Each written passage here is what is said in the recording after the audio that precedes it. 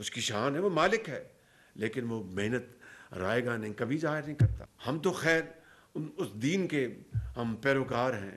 14 سال پہلے جو ہمیں اللہ تعالیٰ نے عطا کیا، نبی کریم صلی اللہ علیہ وسلم کی وساطت، ہم تو اس دین کے پیروکار جو محنت کی بات کرتا ہے کہ نماز ادا کرو اور نکل جاؤ اپنے رزق کی تلاش میں. اللہ تعالیٰ تو جو اس دین کو فالو بھی نہیں کرتے ان کی بھی محنت ضائع نہیں کرتا.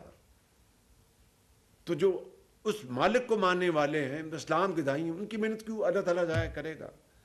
لیکن پھوکوں سے نہیں، کسی صورت بھی، اور جادو ٹون، صرف اور صرف محنت اور مسلسل محنت اور محنت.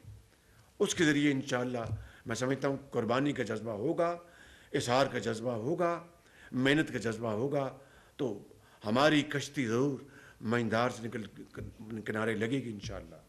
اس میں مجھے کوئی شک نہیں ہے. It like life and death.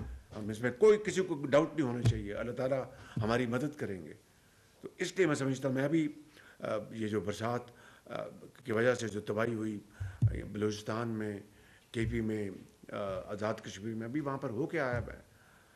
کس طرح ان کے پیارے ان کو بچڑ گئے، ماؤں کی گودیں، ان کی ماؤں کی گودیں اجڑ گئیں. تو یہ قدرتی آفات جو ہیں، یہ اس کا بھی ہمیں سامنا کرنا ہے. یہ کلائمیٹ چینج کا جو قیامت خیز اس کی جو ڈیوسٹیشن ہے، اس کا بھی ہمیں کرنا ہے.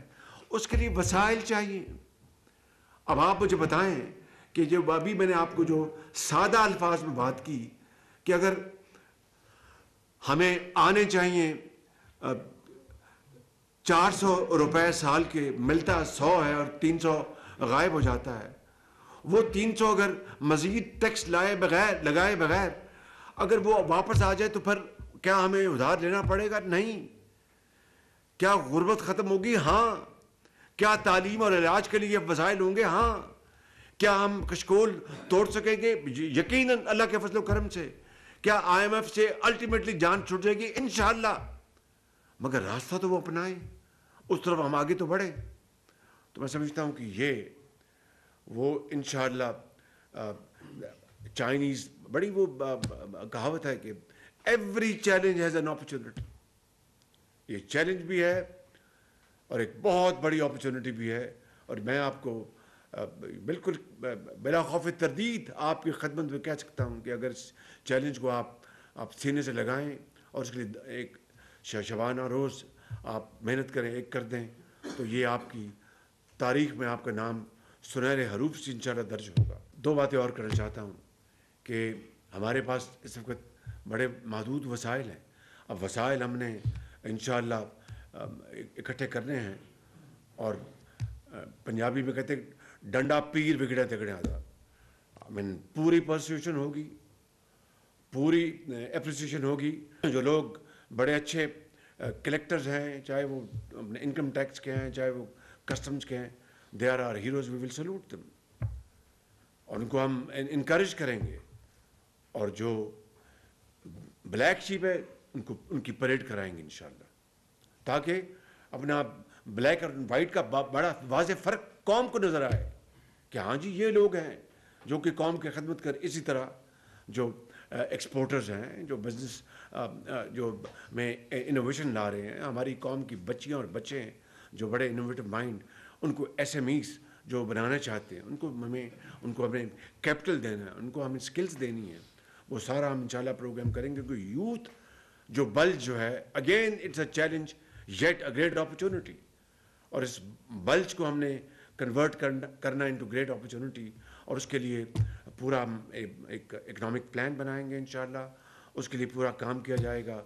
اور میں وہ جلد انشاءاللہ ہم جو ہماری جو اس بارے میں جو فیصلے ہوں گے وہ میں قوم کے سامنے لے کے آؤں گا. ترقی اور خوشحالی کے حوالے سے جو SIFC جو مارز وجود میں آ چکا ہے، وہ ایک بہت ایک ایفیکٹو وہ ایک میکنزم ہے. باہر کے ناقد جو باتیں کرتے رہیں کہ آپ کو آم کھانے سے غرض ہے یا گٹھلیاں گننے سے غرض ہے.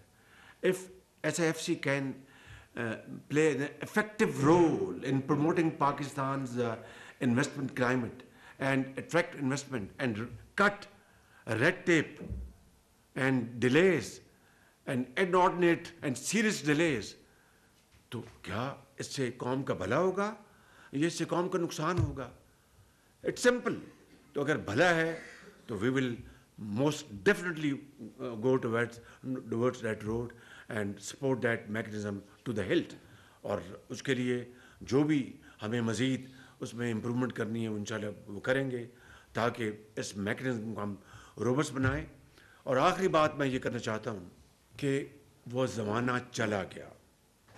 میں آپ کو بلا خوف تردید کہہ رہا ہوں, آج بھی میں ایک انتہائی برادر ملک کے ایک سفیر کو ملا اور میں نے خود ان کو کہا, وہاں پر فارن منسٹر صاحب تشریف فرما تھے, میں نے کہا کہ میں آپ کو واضح الفاظ میں گزارش کرنا چاہتا ہوں کہ میں اب قرض کی بات نہیں کروں گا, سرمایہ کاری کی بات کروں گا. اور وہ رسپانسبلٹی ہماری ہے, ذمہ داری ہماری ہے. بینکبل فیزیبلٹیز ہم نے بنانی ہے, چاہے ایک اپنا ایک اسٹیل کا پروجیکٹ ہے یا ایک ماربل کا پروجیکٹ ہے, ایگریکلچر کا پروجیکٹ ہے. We are the one who need investment in this country. تو ایک بینکبل فیزیبل پروپوزیشنز بنانی ہماری ذمہ داری ہے. میں سیکرٹری اسٹاف بیٹھے ہیں, بڑے آنریبل آفیسر ہیں, کتنی کیپیسٹی ہے ہماری یہ فیزیبلٹیز بنانی, کتنے کنسلٹنٹ ہم نے ورلڈ کلاس ہائر کیے, کتنی ہم نے ایبزارب کی اپنی اداروں میں یہ ٹیکنیک. مطلب کہنے کا یہ کہ ہیو اے ہارٹ. آج میں بتا رہا ہوں, آج ہی جو آپ کے جو ایئرپورٹس ہیں ان کو ہم نے آؤٹ سورس کرنا ہے. ہم نے پچھلی جو ہماری ٹرم تھی اس کی باقاعدہ فیزیبلٹی ہر چیز کر کے ہم وہ انٹرن گورنمنٹ کو ہم نے دے دی. انہوں نے پوری کوشش کی, یقیناً کوشش کی ہوگی, لیکن آج مجھے انہوں نے بتایا کہ جی اس کی جو بڈز آنی تھیں وہ اس 15 یعنی چند دن بعد آنی ہے, 15 مارچ, تو ٹائم ایکسٹینڈ کر دیں. میں نے کہا کیوں؟ کہ جی ان کو پتہ تھا کہ یہ انٹرم گورنمنٹ ہے تو انٹرم گورنمنٹ میں تو وہ انویسٹمنٹ تو نہیں آنی تھی. میں نے کہا 15 مارچ تو انٹرم گورنمنٹ نہیں ہے, 8 فروری کو الیکشن ہوا ہے. 15 March was a safe very safe date کہ 8 فروری کو الیکشن ہوں گے, 15 مارچ تک نئی گورنمنٹ آ چکی ہوگی. تو اب تو نئی گورنمنٹ آ گئی ہے اور آج 11 مارچ ہے, تو 4 دن بعد ان کے نہیں ان کو ٹائم چاہیے.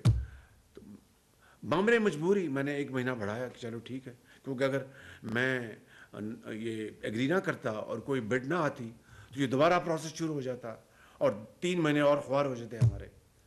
اسی طرح پی آئی اے کا جو سارا انٹرم گورنمنٹ میں کام ہوا ہے اور بڑی میں نے دیکھا بہت اچھا کام ہوا. اب اس کی جو ہے کٹ آف ڈیٹ, میں نے کہا, انہوں نے مجھے بتایا کہ جون جولائی. میں نے کہا بالکل نہیں, آپ اس کو اپریل رکھیں. بڑی مشکل سے ان کا چلیے آپ ہمیں مئی دیں, مئی سے ہم وی ول ورک بیکورڈس اور سارا کر کے آپ کو. تو یہ چیلنجز ہیں. اب 840 ارب روپیہ صرف پی آئی اے, اور اگر 840 ارب روپیہ آپ کے پاس, میں مثال دے رہا ہوں, اویلیبل ہو, just to let you know, I mean simple equation. یہ جو Pakistan kidney and liver centre جو ہے یہ بنا تھا 18-20 ارب روپے میں. تو 800 ارب روپے آپ کے پاس ہو تو پورے پاکستان میں یہ اپنا کینسر کے اسپتالوں کا جال بچ جائے, پورے پاکستان میں ایک جدید یونیورسٹیز کا جال بچ جائے, پورے پاکستان میں ایکسپورٹ زون کا جال بچ جائے, پورے پاکستان میں ایگریکلچر کا ایک ریولوشن آ جائے, 800 ارب پھر بھی ختم نہ ہو, مگر it's gone down the drain. اسی طرح میں آپ کو کیا گنواؤں کہ کیا اس وقت حالت ہے. تو میں سمجھتا ہوں کہ سرجیکل آپریشن کرنا ہے ہمیں, اور اینٹی بایوٹک سے کام نہیں چلے گا بالکل. ڈیپ سرجری ہوگی تاکہ یہ خدا داد ملک پاکستان یہ صحیح معنوں میں یہ جڑیں پکڑ لے. Ladies and gentleman, I want to conclude on this note, wherever there's a will, there's a way, and it's never too late. آج فیصلہ کر کے اٹھیں, اللہ تعالیٰ کے حضور یہ دعا کریں کہ ہم اپنی آخری جو قطرہ بہا دیں گے, ایمانداری سے محنت کریں گے, باقی نتائج اس مالک کے ہاتھ میں ہے، انسان کے ہاتھ میں نہیں، لیکن وہ کبھی کسی کی محنت رائے گاہ نہیں جانے دیتا. اس خدا کا نظام ہے، اس کا یہ قانون ہے. تو اس سے ہم مدد مانگیں، اس سے رحم مانگیں، اور انشاءاللہ ضرور مل کر انشاءاللہ ہم اس ملک کو ہم بڑی تیزی سے آگے لے کے جائیں گے. میں نے جس طرح کہا کہ مشکل ضرور ہے، bit difficult but not impossible. تو اس شعر پہ میں اپنی بات ختم کرتا ہوں کہ جب اپنا قافلہ عزم و یقین سے نکلے گا، جب اپنا قافلہ عزم و یقین سے نکلے گا، جہاں سے چاہیں گے رستہ وہیں سے نکلے گا. وطن کی مٹی مجھے ایڑیاں رگڑنے دے، مجھے یقین ہے چشمہ یہیں سے نکلے گا. Thank you very much. God bless you.